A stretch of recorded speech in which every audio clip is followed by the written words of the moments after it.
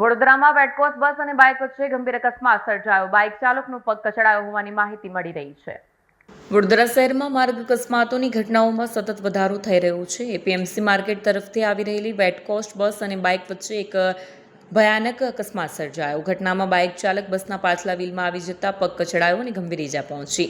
ઘટનાની જાણ થતાં 108 એમ્બ્યુલન્સ, 112 અને પોલીસની ટીમ તાત્કાલિક પહોંચી ઇજાગ્રસ્ત બાઇક ચાલકને સારવાર માટે ખસેડવામાં આવ્યા.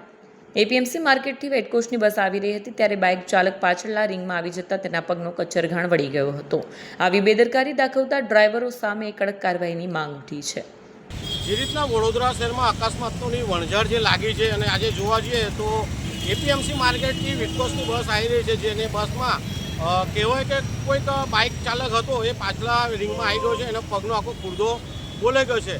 ક્યાંક પેસેન્જર એવું પણ કહે છે કે સિસ્ટમ અંદર વાગતી હતી, બીજી બાજુ ડ્રાઈવરનો ફોન પણ ચાલુ હતો. એટલે ક્યાંક ને ક્યાંક ડ્રાઈવરની પણ ગલતી છે, સાથે જે પણ અથડાયો છે ભાઈ એની પણ ગલતી. એટલે જે રીતના વડોદરા શહેરમાં અકસ્માતોની વણઝાર વધી રહી છે, ટ્રાફિક નિયમોનું પાલન નથી થતું અને ક્યાંક ને ક્યાંક આજે આટલો મોટો અકસ્માત થયો છે. પોલીસ સાહેબના ટાઈમ પર આવી ગઈ છે, 108 પણ આવી ગઈ છે, 112 અને એ પણ સુવિધા આપી છે.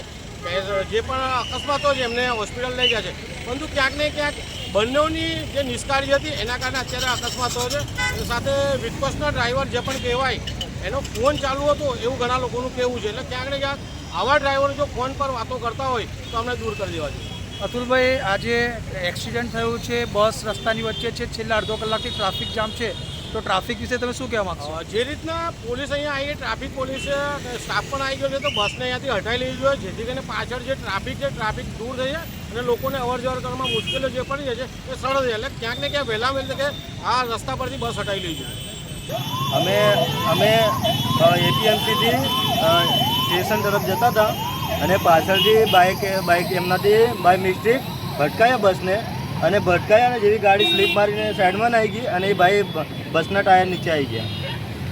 એવું બધા એવું કહે છે કે તારું ખોડિયારનગરથી તારો ફોન ચાલુ હતો અને અંદર સ્પીકર પણ ચાલુ હતા. ના, ફોન ચાલુ નહોતો, ફોન નીચે જ હતો અને અમે જતા હતા સ્ટેશન તરફ.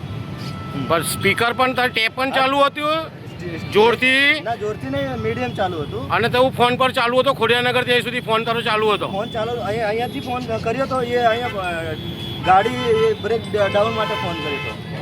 બસમાં બેસનાર પેસેન્જર એવું કહી રહ્યા છે કે ડ્રાઈવર ખોડિયારનગરથી ફોન પર હતો. ના, એ અમે ફોન કર્યો તો, કામ માટે ફોન કર્યો હતો અને પાછો કાપી બી નાખીએ છીએ. ચોવીસ ફોન નથી ચાલુ. કે ખોડિયારનગરથી લઈને અહીંયા 2 થી 2.5 કિલોમીટર દૂર આવ્યા ત્યાં સુધી ના. શું નામ છે? બોલતા છે પણ ફોન ચાલુ નતો મારો. શું નામ છે તારું? બારિયા રિંકેશ. વિડીયો જર્નાલિસ્ટ મહેન્દ્ર સોલંકી સાથે સત્યા ટીવી ન્યૂઝ, વડોદરા.